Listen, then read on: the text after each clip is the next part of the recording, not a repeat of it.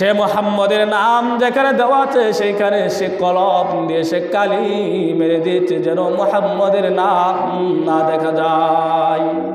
ইহুদি আলেম যখন সকালবেলা যখন আল্লাহর রসুলের নাম যখন মুইচা যখন রাতের বেলা ঘুমাইছে, আমার নবীর নামের কি আজব শান। এর পরের দিন যখন ইহুদি সকালবেলা ঘুম থেকে উঠছে, ওটার পরে যখন তার কিতাব তাওরাত জাবুর তাওরাত কিতাব যখন সে পাঠ করতেছে, তখন সে দেখতেছে এক জায়গা থেকে মুহাম্মদের নাম মুছছে, এখন দুই জায়গাতে মুহাম্মদের নাম দেখা যায়। বলেন না সুবহানাল্লাহ। ইহুদি আলেম আবার এই দুই জায়গাতে মুহাম্মাদুর রাসূলুল্লাহ সাল্লাল্লাহু আলাইহি ওয়াসাল্লামের নাম কালি দিয়া মুছা দিয়েছে। আবার যখন ঘুমাইলো, এর পরের দিন দেখলো আবার চার জায়গাতে মুহাম্মদ নবীর নাম উঠে গেল। আবার চার জায়গাতে মুছলো, 8 জায়গায় মুহাম্মদের নাম উঠে গেল। আবার 8 জায়গাতে মুছলো, 16 জায়গায় মুহাম্মদ নবীর নাম উঠে গেল। ইহুদি আলেম বড় পেরেশানি হয়ে গেল, হায়রে কি অলৌকিক ঘটনা। সে সাথে সাথে তার পাশের এক বন্ধু আলেম ছিল, সে ওই আলেম বন্ধুর কাছে গেল। গিয়ে দেখতেছে তার ওই ইহুদি আলেম বন্ধু বসে বসে কোরআন তেলাওয়াত করতেছে। কন্যা সুবহানাল্লাহ। ওই ইহুদি আলেম যখন সে প্রতিদিন যখন তার তাওরাত যখন তেলাওয়াত করত, তখন সে পৃষ্ঠার মধ্যে দেখতে পাইতো মুহাম্মাদুর রাসূলুল্লাহ সাল্লাল্লাহু আলাইহি ওয়াসাল্লামের নাম। ইহুদি আলেম পরে আর বলে, ইহুদি তো মুসা নবীর ভক্ত, সে তো মুহাম্মদ নবীকে দেখতে পারে না। সে মুহাম্মদ নবীর নাম দেখা সে বলে, এখানে মুহাম্মদের নাম কেন? এই কিতাব তো মুসা নবীর, এখানে মুসা নবীর নাম না রাইখা কেন মুহাম্মদের নাম রাইখা দিয়েছে। সেটা বরদাস্ত করতে পারে না, সে মুহাম্মদের নামকে ছিঁড়ে ছিঁড়ে ফেলে দিল। সে মুহাম্মদের নাম যেখানে দেওয়া আছে সেইখানে সে কলম দিয়ে সে কালি মেরে দিয়েছে যেন মুহাম্মদের নাম না দেখা যায়।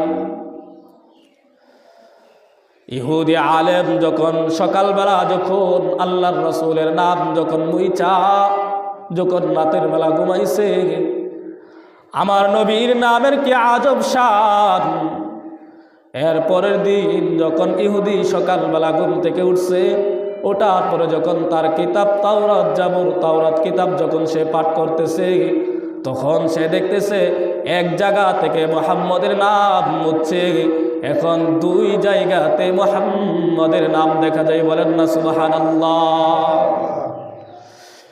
ইহুদি আলেম আবার এই দুই জায়গাতে মুহাম্মাদুর রাসূলুল্লাহ সাল্লাল্লাহু আলাইহি ওয়াসাল্লামের নাম কালি দিয়া মুছা দিয়েছে। আবার যখন ঘুমাইলো, এর পরের দিন দেখলো আবার চার জায়গাতে মুহাম্মদ নবীর নাম উঠে গেল। আবার চার জায়গাতে মুছলো, 8 জায়গায় মুহাম্মদের নাম উঠে গেল। আবার 8 জায়গাতে মুছলো, 16 জায়গায় মুহাম্মদ নবীর নাম উঠে গেল। ইহুদি আলেম বড় পেরেশানি হয়ে গেল, হায়রে কি অলৌকিক ঘটনা। সে সাথে সাথে তার পাশের এক বন্ধু আলেম ছিল, সে ওই আলেম বন্ধুর কাছে গেল। গিয়ে দেখতেছে তার ওই ইহুদি আলেম বন্ধু বসে বসে কোরআন তেলাওয়াত করতেছে। কন্যা সুবহানাল্লাহ।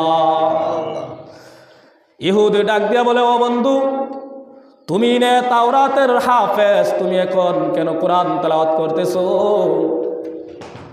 ওই তাওরাতের হাফেজ ডাক দিয়া বলে, বন্ধু, আমি কয়েকদিন আগে তাওরাতের হাফেজ ছিলাম। আমি যখন মুহাম্মাদুর রাসূলুল্লাহ সাল্লাল্লাহু আলাইহি ওয়াসাল্লামের কাছে গেলাম, গিয়ে আমি মুহাম্মদের কালিমা পড়ে মুসলমান হয়ে গেলাম। এখন আমি মুহাম্মদের কালিমা আমার মুখের ভিতরে ধারণ করিয়া আমি এখন কোরআনের হাফেজ হওয়ার চেষ্টা করতেছি। সুবহানাল্লাহ। ওই ইহুদি আলেম ডাক দিয়া কই, ও বন্ধু শোনো, আমার একটা অলৌকিক ঘটনা শোনো। আমি যখন তাওরাত কিতাব যখন পড়তেছিলাম, তখন আমি মুহাম্মদের নাম দেখে আমি সহ্য করতে পারি নাই, আমি মুহাম্মদের নামকে মুছে দিলাম।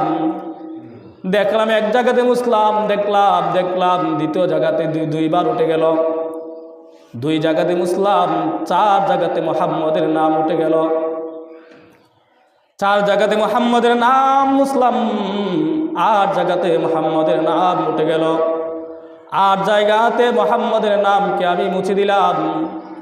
দেখলাম মুহাম্মদের নাম 16 জায়গাতে উঠে গেল। আল্লাহু আকবার।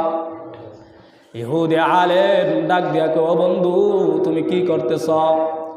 তুমি কি জানো না মদিনাতুল মুনাওয়ারাতে মুহাম্মাদুর রাসূলুল্লাহ সাল্লাল্লাহু আলাইহি ওয়াসাল্লাম বৈশা বৈশা নুসরতের দোয়া করতেছে। আল্লাহ তাআলার কাছে নবীজি যা চাইবে তিনি তাই দিয়ে দিবেন।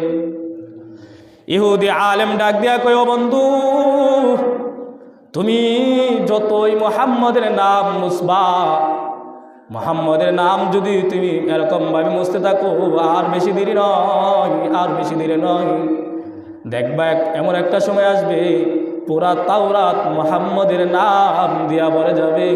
আল্লাহু আকবার।